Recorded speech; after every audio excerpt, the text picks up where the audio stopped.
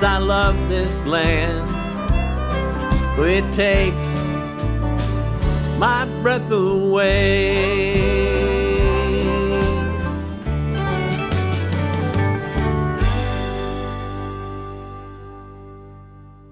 We are back at Texas 10, and I'm Melissa. And I'm Steve. Together we're the Howlands, right? Right. Checking in. Okay, good. And for the last 5 years, we've been traveling around Texas, and we're here to talk about the things we've seen. Mostly, you know a lot of this stuff. Mm-hmm. It's encouragement to go out and understand just what a great state we live in. Or you're visiting. Right. So today we're going to go to Galveston, Texas, in Galveston County. Right. So Galveston, we don't have a second home, but it's sort of our second home, recently at least. Recently. Right. You know, during the pandemic, come Thanksgiving, we were all tired of each other.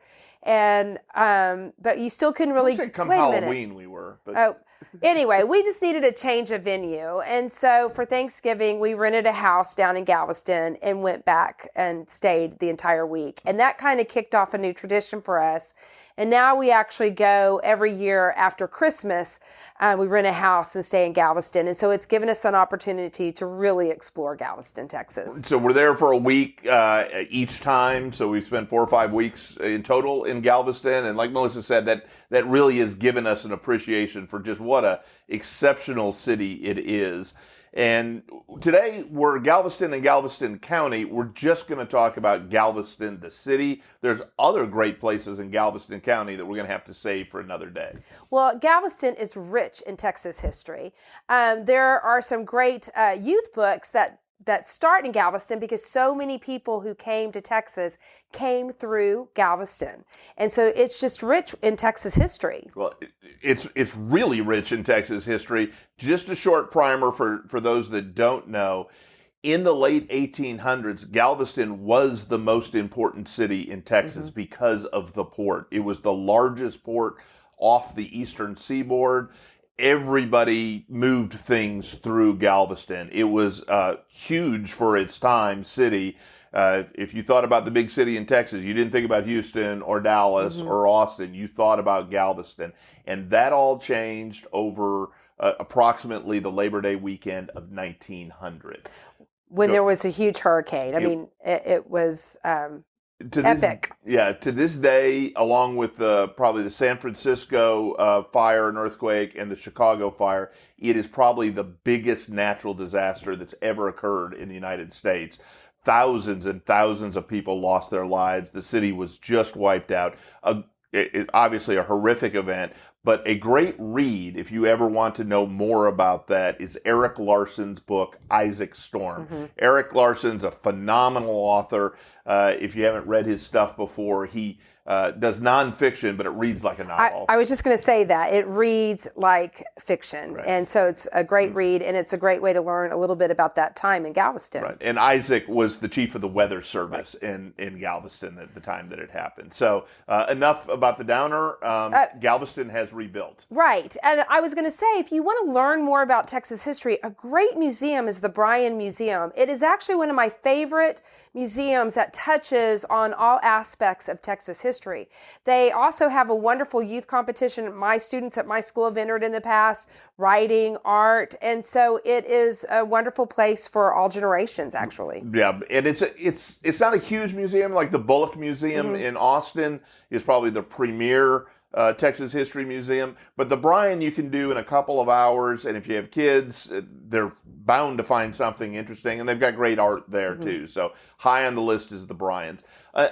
There's more history there. You can go to the Bishop's Cathedral, or excuse me, the Bishop's Palace. And the Commander's Palace. Well, Bishop's Palace is where the bishop lived, and it was one of the few structures that survived the storm. And it's been kept up, and it's a great tour there. Or you can go to Moody Mansion. The Moody's were a first family of Texas. They have Moody Gardens there. Moody Gardens is another wonderful place to take, well, for anyone to go, but we took our grandson and really enjoyed it. There is a aquarium, there is birds, snakes. It's really very and cool. They have a wide variety of things. It's not just natural stuff. We concentrated on our day on the natural stuff, but there's rides and everything. It's super well done. So there's that period of history that's all caught from the Moody's and that time around there. But it goes on. Galveston, when it rebuilt as sort of a outlaw town. Gangsters, the whole thing. It was very 50s mobbish, if you will, use that term. One of my favorite stories is the Balinese Room. Now, the Balinese Room isn't there anymore, but the pier that led out to it, the Balinese Room was a restaurant and gambling establishment. Right, they had a casino. They had a casino which there. was not legal. Wasn't legal, but they were able, when the authorities came, the pier was so long that they could see them coming and they could close up the casino before they got there. And they stayed in business for a long time. So it's a great Texas story. Which leads me to my favorite restaurant, honestly, which is Guido's. It's really Steve's favorite restaurant. He loves to go there. In fact, we save broiled oysters. That's all I'm going to say. we save our pocket change all year long for our meal at Guido's. It is. We do one dinner at Guido's with the whole family.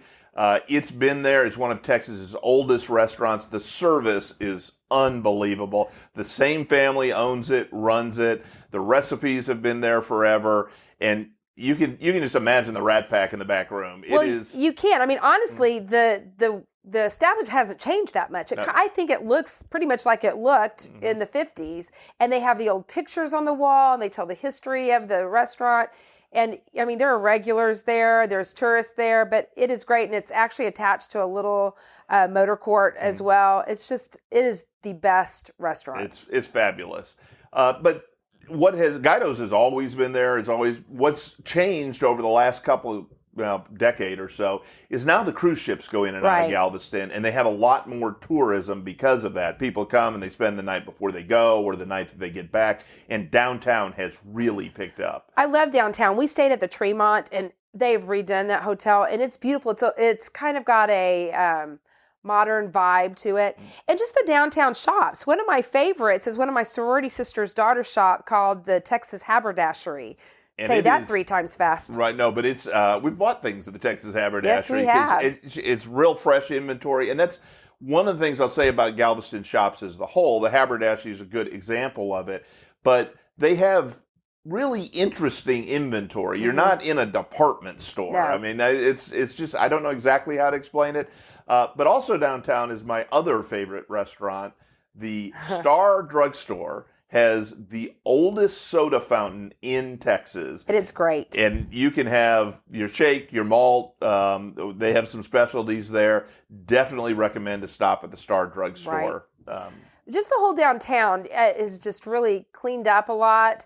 And if you live in Galveston, people are proud. To be an islander is a person that was actually born on the island. BOI. And that's a big deal. Right. And they have so many other traditions. I've actually never gotten to go, but I want to go to Dickens on the Strand at Christmas.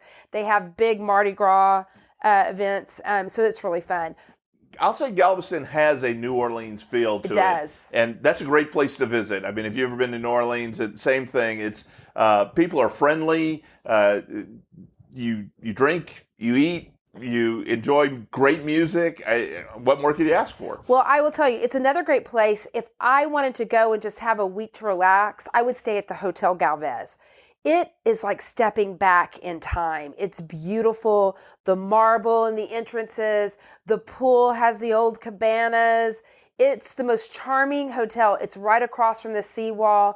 You can see Pleasure Pier. You can skate on the Seawall. But the Hotel Galvez has that old 20s feel where I can see movie stars laying around the pool. It's great. That sort of wraps back to what we said. The Galvez was actually built by the community as a central effort to recover from the hurricane that we started talking about. And they did, like Melissa said, knock it out of the park then, and they just redone it, and it is spectacular.